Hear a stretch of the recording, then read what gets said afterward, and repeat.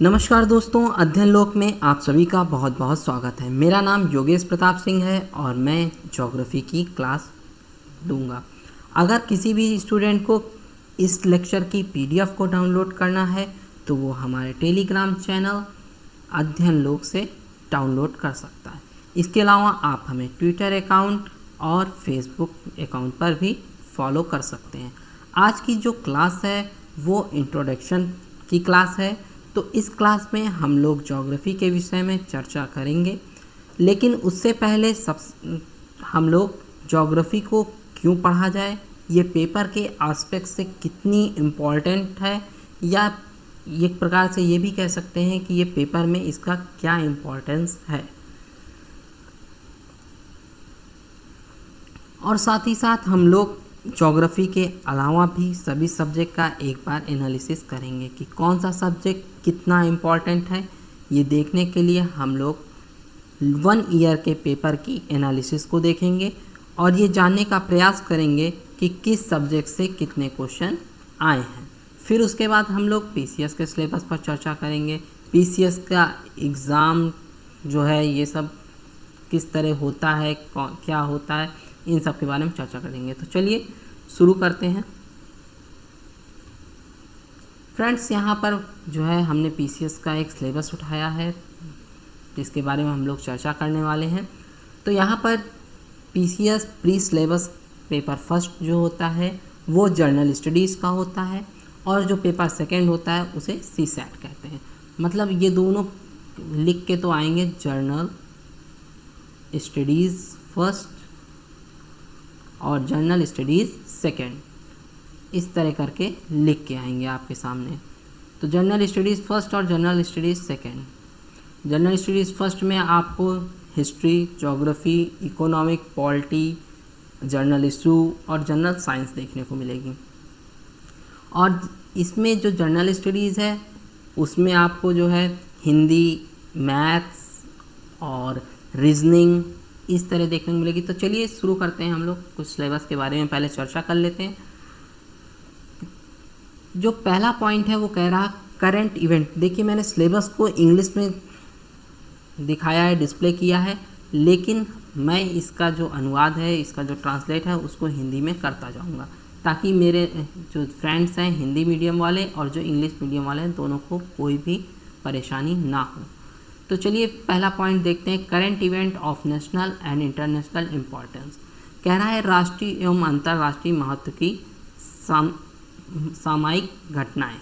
तो यहाँ पर क्या पूछेगा, कह रहा है कि राष्ट्रीय व अंतर्राष्ट्रीय महत्व की सामयिक घटनाओं पर अभ्यर्थियों को जानकारी यहाँ पर आप लोगों को रखनी होगी। ठीक, फिर आ जाते हैं हम लोग सेकेंड नंबर के टॉपिक पर, history of India and Indian national movement. Bharat का इतिहास एवं भारतीय राष्ट्रीय आंदोलन। इतिहास के अंतर्गत भारतीय इतिहास के सामाजिक, आर्थिक एवं राजनीतिक पक्ष कौन कौन से मैंने कहा कि सामाजिक,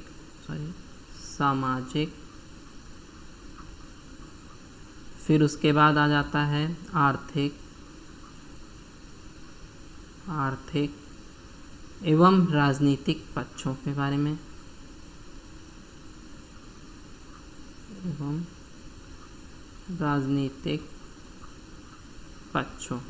ठीक, की व्यापक जानकारी पर विशेष ध्यान देना होगा आप लोगों को। भारतीय राष्ट्रीय आंदोलन पर अभ्यर्थियों से स्वतंत्रता आंदोलन की प्रकृति तथा विशेषता, जैसे राष्ट्रवाद का अभ्युदय तथा स्वतंत्रता प्राप्ति के बारे में सामान्य जानकारी आपको रखनी होगी। नंबर 3 पर चलते हैं, Indian and world geography. Indian and world geography जो हम लोग का विषय है, जो हम पढ़ाएंगे आपको, उसमें जो है आपको कह रहा है कि भारत एवं विश्व अर्थात इंडिया, मैं नीचे लिख देता हूँ, भारत एवं विश्व का भूगोल पूछेगा, विश्व का भौतिक भूगोल, ठीक, फिजिकल ज्योग्राफी के बारे में बात करेगा। सामाजिक एवं आर्थिक, सोशल एंड इकोनॉमिक ज्योग्राफी के बारे में बात करेगा। विश्व भूगोल में विषय की केवल सामान्य जानकारी की परख रखनी होगी।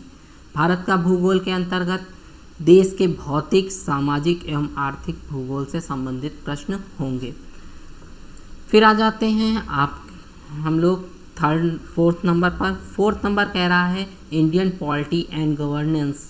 तो इसमें क्या कह रहा है, constitution, political system, Panchayati Raj, public policy, right issue etc. तो कह रहा है कि इसमें जो है भारतीय राजनीतिक एवं शासन संविधान, राजनीतिक व्यवस्था, पंचायती राज, लोक नीति, आधिकारिक प्रकरण आदि के बारे में जानकारी होनी चाहिए। इसमें जो है आपको सामुदायिक विकास सहित राजनीतिक प्रणाली के ज्ञान तथा भारत की आर्थिक नीति के व्यापक लक्षणों एवं भारतीय संस्कृति की जानकारी पर आपको प्रश्न यहाँ पर मिलेंगे। नंबर 5 पर बात कर लेते हैं इकोनॉमिक एंड सोशल डेवलपमेंट्स। तो इसमें क्या है, sustainable development, poverty, inclusion, demographic, social sector initiative. तो यहाँ पर क्या कह रहा है कि जो है आर्थिक एवं सामाजिक विकास, सतत विकास, गरीबी, अंतर्विष्ट जनसांख्यिकी, इंक्लूजन जो है अंतर्विष्ट और डेमोग्राफी जनसांख्यिकी, पर्यावरण सोशल सेक्टर और पर्यावरण में कह रहा हूँ, यहाँ पर जो है सामाजिक क्षेत्र के इनिशिएटिव आदि के प्रश्न आपसे पूछे जाएंगे। नंबर 6 पे आ जाते हैं journal issue on environmental ecology. तो यहाँ पर क्या है, और यहाँ पर आने वाला क्या है, biodiversity and climate changes that do not require subject specialization. यहाँ पर कह रहा है कि आपको जो विषय की, इस विषय में आपको विशेषज्ञता की आवश्यकता नहीं है, कोई भी स्पेशलाइजेशन नहीं चाहिए। यहाँ पर सामान्य प्रश्न होंगे, पर्यावरण पारिस्थितिकी संबंधी सामान्य विषय, जैव विविधता एवं जलवायु परिवर्तन के। नंबर 7 पर बात कर लेते हैं जर्नल साइंस। जनरल साइंस जो है हमारा सामान्य विज्ञान है। सामान्य विज्ञान के प्रश्न दैनिक अनुभव के होंगे, जो डेली लाइफ से जुड़े होंगे, तथा प्रेक्षण जो एक्सपेरिमेंट है उनसे संबंधित विषयों सहित विज्ञान के सामान्य परिबोध एवं जानकारी पर आधारित होंगे, जिसकी किसी भी शिक्षित व्यक्ति से अपेक्षा की जा सकती है। तो यहाँ पर मैं आपको एक चीज़ और बता दूं कि इसमें ज़्यादातर क्वेश्चन आपके बायो से होते हैं। बायो जो सब्जेक्ट है आपका, उसको आपको स्ट्रॉन्ग करना पड़ेगा। फिर उसके बाद जो बायो के स्टूडेंट हैं वो बहुत अच्छी बात है, उनके लिए तो एक ये प्लस पॉइंट है, और जो नहीं है उनके लिए भी प्लस पॉइंट है कि आपको पढ़ने का इसमें मौका मिलेगा। फिर आ जाते हैं हम लोग CSAT paper second, journal studies second paper पर। जर्नल स्टडीज सेकेंड पेपर की बात करें तो इसमें आ जाता है कॉम्प्रिहेंशन, फिर interpersonal skill including communication skill. इसका मतलब होता है इंटरपर्सनल स्किल मतलब होता है अंतर्वैयक्तिक क्षमता, जिसमें क्या सम्मिलित हो रहा है, इंक्लूड क्या हो रहा है, इंक्लूडिंग कम्युनिकेशन स्किल, जो संप्रेषण कौशल है, कम्युनिकेशन जो स्किल्स है वो भी समाहित होंगे। लॉजिकल रीजनिंग की बात करें तो logical reasoning and analytical ability, तार्किक और विश्लेषणात्मक योग्यता इसमें प्रश्न पूछे जाएंगे। Decision making and problem solving, निर्णय क्षमता एवं समस्या समाधान के क्वेश्चन होंगे। जर्नल मेंटल एबिलिटी, सामान्य बौद्धिक योग्यता के प्रश्न होंगे। और यहाँ पर मैं आपको बता दूँ एलिमेंट्री मैथमेटिक्स, जर्नल इंग्लिश और हिंदी, जर्नल हिंदी, ये जो 3 चीज़ें हैं, 3 सब्जेक्ट हैं, वो सिर्फ क्लास 10th, ठीक, क्लास 10th तक के पूछे जाएंगे इसमें क्वेश्चन। अर्थात इनका जो क्वेश्चन का स्तर होगा वो कैसा होगा, तो क्वेश्चन का स्तर आपका हाई स्कूल लेवल तक का होगा, ठीक, हाई स्कूल लेवल का तक के प्रश्न आपसे पूछे जाएंगे, ठीक। यहाँ पर अगर मैथ्स की बात कर लें तो आपको औसत, अनुपात, समानुपात, ये सब सारे प्रश्न होंगे। प्रतिशत हो गया, लाभ हानि हो गया, और आपका साधारण ब्याज हो गया, काम तथा समय हो गया, वर्क एंड टाइम, चाल, समय और दूरी के क्वेश्चन होंगे, ठीक। अब हम लोग पहले पेपर पैटर्न की बात कर लें तो यहाँ पर चलिए इसको देखते हैं। इसको मैं थोड़ा सा इरेज कर देता हूँ। यहाँ पर हम लोग पेपर पैटर्न की बात कर लें, पेपर में क्या होता है। देखिए पीसीएस का एग्ज़ाम जो है दो मीटिंग होता है, एक सुबह टाइम मॉर्निंग और एक इवनिंग। मॉर्निंग में आपका जर्नल स्टडीज जीएस फर्स्ट का पेपर होता है और इवनिंग में आपका जीएस सेकंड पेपर होता है। जीएस फर्स्ट मैंने जो आपको बताया कि जर्नल स्टडीज़ से संबंधित है और जीएस सेकंड आपका सीसैट, वही हिंदी इंग्लिश इन सब से संबंधित है। फर्स्ट पाली और सेकंड पाली दोनों की जो टाइमिंग होगी आपका समय जो होगा वो 2 आवर का होगा।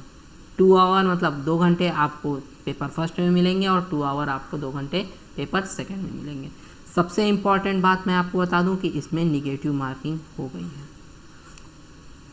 और प्लस एक बात और आप लोगों को मैं बताना चाहता हूं, जो पेपर फर्स्ट है जर्नल स्टडीज़ का वो आपका मेरिट डिसाइड करेगा, अर्थात इससे आपकी मेरिट बनेगी। और ये सिर्फ क्वालिफाइंग पेपर है। पेपर सेकंड आपका क्वालिफाइंग पेपर है, इसमें आपको सिर्फ क्वालिफाई होना है और इस पर सिर्फ 33% मार्क्स लाने हैं। पास होने के लिए आपको 33% मार्क्स होने चाहिए, तभी आप क्वालिफाई माने जाएंगे। ठीक, फिर अब हम लोग थोड़ा सा जो एनालिसिस किए हैं पेपर की 1 साल के 1 ईयर के उसके बारे में थोड़ा सा चर्चा कर लेते हैं। आइए, यहाँ पर हमने जो है जर्नल स्टडीज़ फर्स्ट की चर्चा की है, उसमें हम लोग देखते हैं कि कौन सा ज़्यादा सब्जेक्ट और टॉपिक इम्पॉर्टेंट है। तो सबसे पहले जो है हम लोग ज़्यादा से कम की ओर चलते हैं। तो सबसे ज़्यादा जिससे क्वेश्चन फंसे हैं वो करंट अफेयर है। यहाँ पर आपको करंट अफेयर की तैयारी करनी पड़ेगी, क्योंकि निगेटिव मार्किंग है। पहली चीज़ जो मैंने आपको पहले बताया कि यहाँ पर निगेटिव मार्किंग है। निगेटिव मार्किंग से ये रहेगा आपको दिक्कत कि आपने जो भी क्वेश्चन एक किया है पॉजिटिव, वो अगर आपने दूसरा क्वेश्चन निगेटिव कर दिया तो इससे नंबर कट जाएंगे। मतलब जैसे जिस हिसाब से आपका निगेटिव मार्किंग होगी, 1/3 की होती है कि 1/4 की, उस हिसाब से आपके नंबर कट जाएंगे। अगर आपने एक क्वेश्चन गलत किया तो उस सही क्वेश्चन से 1 नंबर आपका कट जाएगा। फिर उसके बाद आइए बात करते हैं कि क्वेश्चन यहाँ पे मैंने बताया कि करंट अफेयर में से आपके 33 क्वेश्चन आएंगे। और फिर उसके बाद आ जाइए आप ज्योग्राफी। यहाँ पर इसका भी क्वेश्चन रेट ज़्यादा है। 23 क्वेश्चन, 150 में 23 क्वेश्चन जो है अपने में ही एक अलग बात है, एक बहुत इम्पॉर्टेंट सब्जेक्ट के तरफ इशारा करता है। तो मतलब ज्योग्राफी में आप एक अच्छी कमांड करेंगे तभी जाकर आप ये क्वेश्चन सॉल्व कर पाएंगे। हिस्ट्री में भी आपको अच्छी पकड़ बनानी पड़ेगी। 21 क्वेश्चन हिस्ट्री में आ रहे हैं। फिर पॉलिटी में इतना आके हम लोग आते हैं पहले इकोलॉजी इन्वायरमेंट में 19 क्वेश्चन इन्वायरमेंट में आ रहे हैं। फिर उसके बाद पॉलिटी की बात करें तो पॉलिटी में 16 क्वेश्चन, इकोनॉमी 11 क्वेश्चन। तो मतलब आपको ऐसा नहीं है कि किसी एक सब्जेक्ट को लेकर चलना है, आपको सभी सब्जेक्ट को बराबर का इम्पोर्टेंस देना है। सभी सब्जेक्ट जब तक आप लेके नहीं चलेंगे तब तक आपकी तैयारी अधूरी है। सिर्फ ये एक प्रकार से अंधेरे में तीर चलाने के बराबर होगा। इस कारण आपको सभी सब्जेक्ट की तैयारी बहुत ही ऑनेस्टी के साथ करनी पड़ेगी। यहाँ पर मैं आपको ज्योग्राफी के बारे में बता दूँ तो यहाँ पर जैसे भूगोल और आप आती है एक किताब, उसको पढ़ना ज़रूरी होता है, अच्छा है, सही है। और ये इंग्लिश में भी आती है और हिंदी में भी आती है। फिर आ जाते हैं हम लोग इस पे साइंस एंड टेक्नोलॉजी में। तो साइंस रिपोर्टर होती है, साइंस रिपोर्टर, या हिंदी मीडियम वाले को विज्ञान प्रगति बुक आती है, उसको पढ़ना चाहिए। और इसको एक नॉर्मल इन्वायरमेंट के लिए आप एक नॉर्मल बुक खरीद लीजिए, उससे आप पढ़ लीजिएगा। ज्योग्राफी में मैं आपको बता दूं कि ज्योग्राफी में आपको कहीं भी भागने की ज़रूरत नहीं है। यहाँ पर ज्योग्राफी की बात करूँ स्पेशली मैं अगर, तो ज्योग्राफी में मैं आपको NCERT प्लस अदर नोट्स दोनों का कॉम्बिनेशन लेकर चल रहा हूँ। मतलब आपको NCERT और कोई अलग से बुक पढ़नी नहीं पड़ेगी। मैं दोनों को लेक्चर में कंप्लीट कराऊंगा और दोनों के टच में रहूँगा। ठीक, तो फिर अब हम लोग आगे चलते हैं। अब हम लोग सबसे पहले ज्योग्राफी शब्द के बारे में चर्चा करते हैं, क्योंकि ये इंट्रोडक्शन क्लास है। तो इंट्रोडक्शन क्लास में सबसे पहले हम लोग ज्योग्राफी के वर्ड में समझते हैं। ज्योग्राफी का वर्ड क्या है? ज्योग्राफी ये है। तो इस शब्द के बारे में जानेंगे हम लोग कि ये शब्द कहाँ से लिया गया है, इस शब्द का क्या अर्थ होता है। जैसे अब कह दीजिए कि ये शब्द आपको हिंदी का लग रहा है जो मैं लिख रहा हूँ, और जो मैंने लिखा है वो इंग्लिश का शब्द है। ठीक, आप सही कह रहे हैं, मगर ये जो ज्योग्राफी शब्द है वो एक अंग्रेजी शब्द है, लेकिन कहाँ से लिया गया है? ये ग्रीक भाषा से लिया गया है। किस भाषा से लिया गया है? तो इसकी भाषा जो है वो ग्रीक है। तो ग्रीक भाषा से लिया गया शब्द है।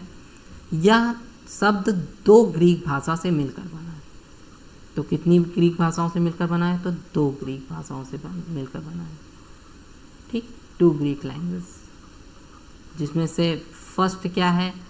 फर्स्ट है जियो और सेकंड है ग्राफी, GRAPHY, ग्राफी।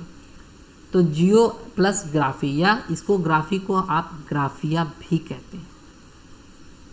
ग्राफिया, यहाँ पर ग्राफिया का मतलब होता है लिखना, किसी चीज़ को लिखना। और लिखा कैसे जाएगा? तो लिखा जाएगा अध्ययन करके। कैसे लिखा जाएगा? तो लिखा जाएगा अध्ययन करके लिखना। ठीक, तो अध्ययन करके हम लोग किसी चीज़ को लिखेंगे तभी लिख पाएंगे। जैसे हम लोग एक नोट्स भी लिखते हैं या उसको बनाते हैं, तो कैसे बनाते हैं? किसी बुक, कॉपी या अदर नोट्स की सहायता लेते हैं, तब उसको बनाते हैं। फिर अब यहाँ पर जियो का मतलब क्या है? तो जियो का मतलब होता है यहाँ पर पृथ्वी। ठीक, ऐसे इसका अर्थ होता है पृथ्वी का विवरण।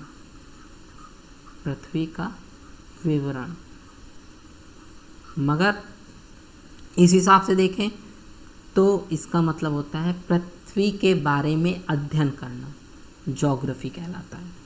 ठीक, अब कुछ ऐसे ही शब्द हैं, जैसे यहाँ पर मैं लिख देता हूँ, जो इसी से रिलेटेड हैं। जियो प्लस लॉजी। जियोलॉजी में हम लोग किसका अध्ययन करते हैं? तो पृथ्वी का अध्ययन करते हैं। पृथ्वी का अध्ययन करते हैं। ठीक, फिर उसके बाद जियोमेट्री। ज्योमेट्री आप लोग जानते होंगे, क्लास 10th में भी थी। तो इसमें किस चीज़ का अध्ययन करते हैं? इसमें पृथ्वी का मापन करते हैं। पृथ्वी का मापन। फिर उसके बाद एक शब्द है जियोआइट। जियोआइट, इसमें किस चीज़ का अध्ययन करते हैं? तो इसमें हम लोग पृथ्वी के आकार, पृथ्वी के आकार के अनुरूप कुछ भी है उसका अध्ययन करते हैं। आकार के अनुरूप का अध्ययन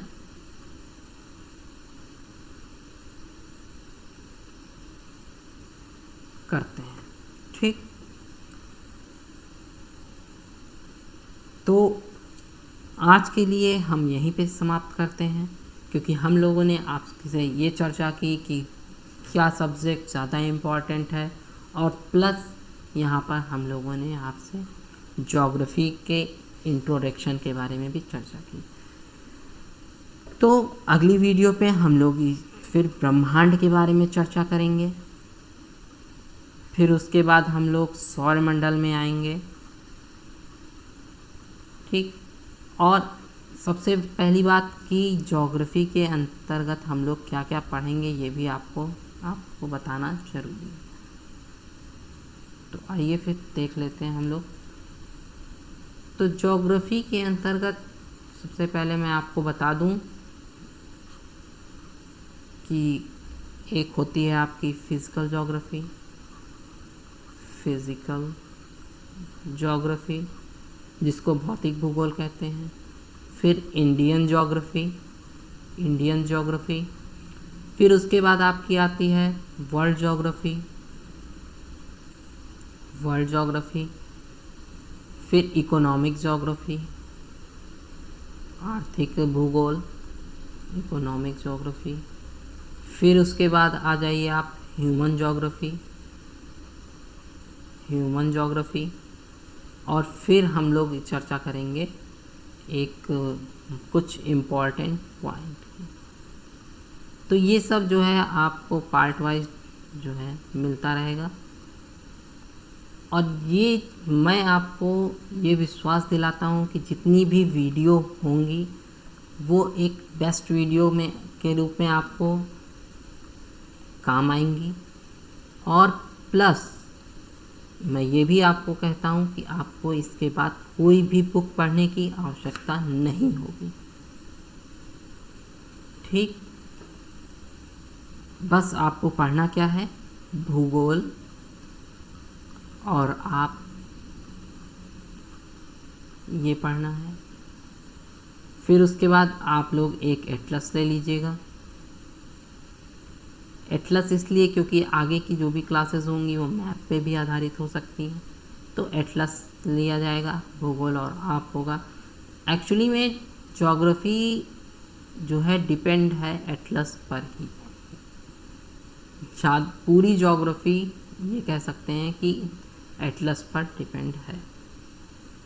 जिसको ज्योग्राफी एटलस आती है वो ज्योग्राफी को बड़े आराम से उसको ज्योग्राफी आती होगी, कुछ टॉपिक्स को छोड़कर। ठीक। फिर उस जो है आप लोगों को मैंने बता दिया, ये भूगोल एटलस आपको लेना इम्पॉर्टेंट है। तो मैं उम्मीद करता हूँ कि मैंने जितना बताया पेपर पैटर्न के बारे में और ये ज्योग्राफी का इंट्रोडक्शन के बारे में उतना मेरे सभी दोस्तों को समझ में आया होगा। तो अगर आपको वीडियो में जो भी जानकारी मिली है समझ में आई और उसको समझने में कोई भी दिक्कत नहीं हुई, तो आप जो है हमारी वीडियो को लाइक करिए। और अगर कोई भी परेशानी या प्रश्न आपके मन में आ रहा है तो कमेंट बॉक्स में कमेंट करिए। हम लोग उसका उत्तर जितनी जल्दी होगा उतनी जल्दी आपको देंगे। हाँ, आपको नेक्स्ट वीडियो का नोटिफिकेशन पाना है तो वीडियो को सब्सक्राइब और बेल आइकन को प्रेस करना होगा, जिससे आने वाली वीडियो आपको एकदम टाइम पर मिल जाए। Okay, thank you.